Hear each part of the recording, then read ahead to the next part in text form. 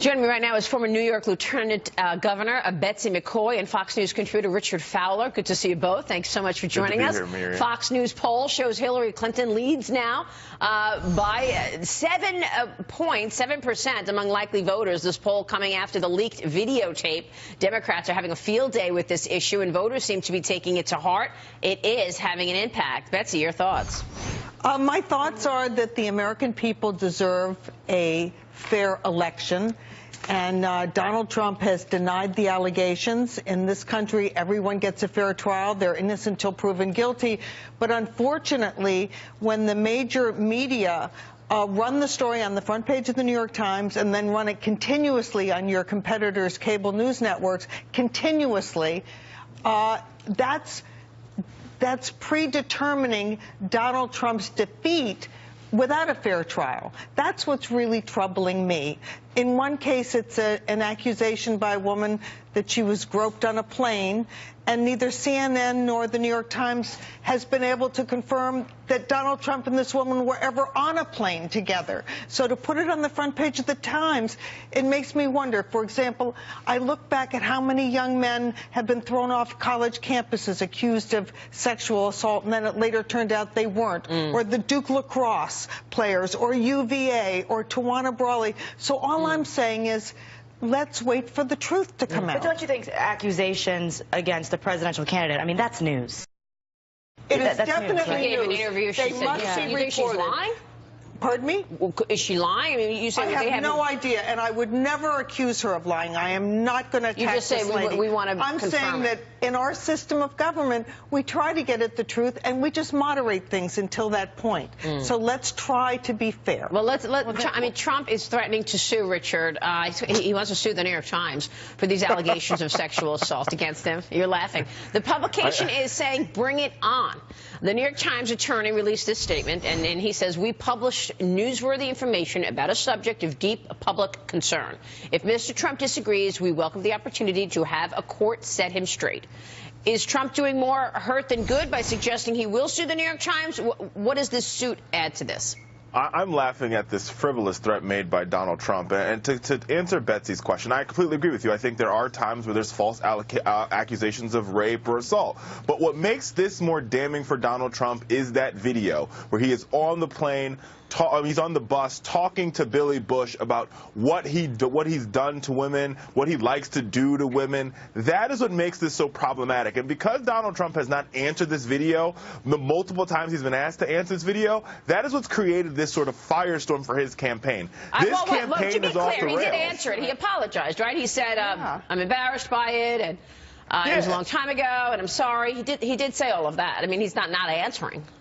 No, but he's not answering. But here's the thing: this is why all these cases now have some sort of might have some truth to them. There might like people say, where there's smoke, there's fire, Maria. And so you have this video, right? You have a couple of pageant folks coming out talking about how he's been in dressing rooms. He admits that he's been in dressing rooms. There's the Howard Stern interview.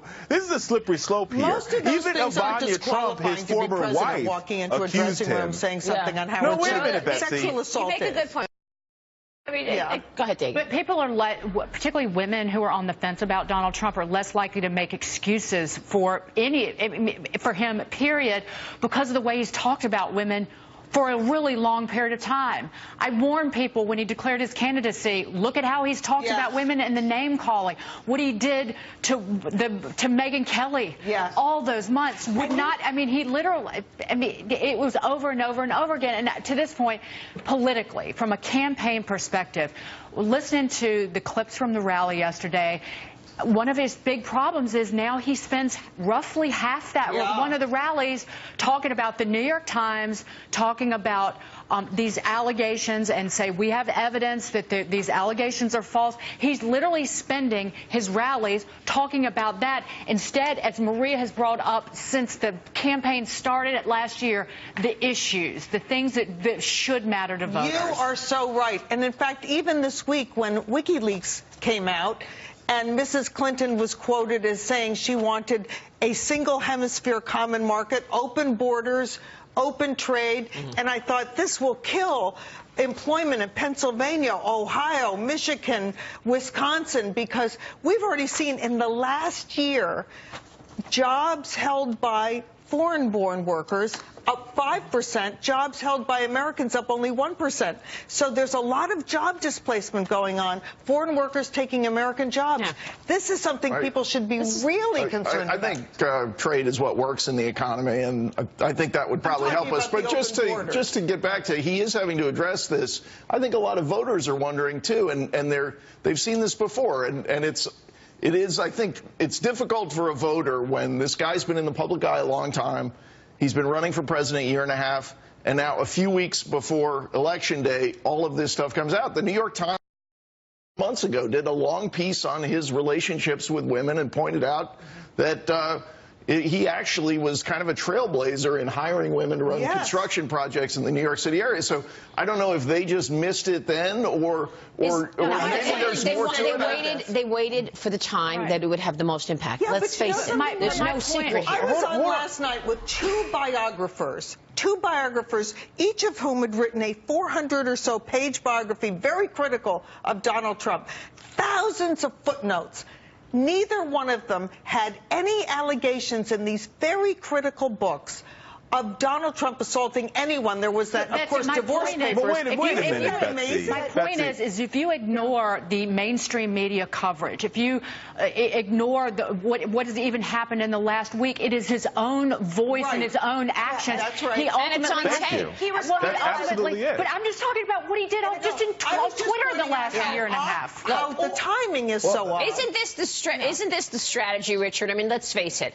He does have a very simple, straightforward message on the economy. Most small business people will say they're desperate for that 15% corporate tax rate. He's got a good message on economics. She doesn't have as cohesive a message on the economy. We really don't know what her economic plan is. Come on, we don't. And so she's got to take him off message. The other thing is the timing of all of this. Hillary Clinton used 21 different variations of the statement, "I do not recall," when answering questions about private email server in court papers revealed yesterday. Richard, let's talk. I'm not taking anything away from the argument against Trump. That's not what this is about. But when you're looking at Hillary Clinton, I mean, she's accused of permanently erasing emails on her private server. So no one's talking about it because the oxygen is being sucked up by all of these comments about Donald Trump. Well, two points on that, Maria. Point number one is that Donald Trump is doing this to himself. Over and over again, it's Donald doing himself. You can't media, you can't blame Hillary Clinton, you can't blame her campaign. You've got to blame Donald Trump for not being a good messenger of his own message. Number two, on Hillary's emails, over and over again, I've talked about these emails. Hillary spent 11 hours on Capitol Hill talking about these emails. Don't get me wrong, I think Americans find her to be not trustworthy, but that doesn't seem to matter in the most recent Fox News poll because those numbers are baked in. Her campaign has worked tirelessly to sort of bury this issue, but the American people already know about it. What makes this Donald Trump news so damning is, the timing might be the timing, but here's the thing. He said those words on that bus, and that is what's making all of these stories probable. Because you have the bus story, you have Ivania, his wife, when she got a divorce in her testimony, talking about being raped in the marriage, and it all sets it up. He sets it up himself. I'm sorry. It's his words. Afterwards of that rally, he puts a picture of her up and says, "Oh, what do you think? Look at her." I mean, come on. Is that going to make people think you're not? Do we want an election that's a referendum on being politically correct? Or do we want an election that really chooses? It's not about political correctness. Betsy, I have to stop you right here. You cannot talk about political correctness. You cannot talk rape. Rape is not politically rape is not politically correct, and every American agrees with that. So let's not have that conversation. Sexual assault. I've encountered a lot of. But this is the argument that is used over and over again by the Trump campaign and Trump surrogates. Political correctness, the media. I'm sorry, that doesn't excuse what he said on that bus. That doesn't excuse what he said to women over the past year. That's right. But Hillary Clinton has endangered American security and turned the State Department into her own ATM machine. That is much worse. You know what's incredible to me? I don't think so. Hillary Clinton was so beatable. 2/3 of the people do not trust her. She was so beatable. She's still beatable. And here we go. This is why she's still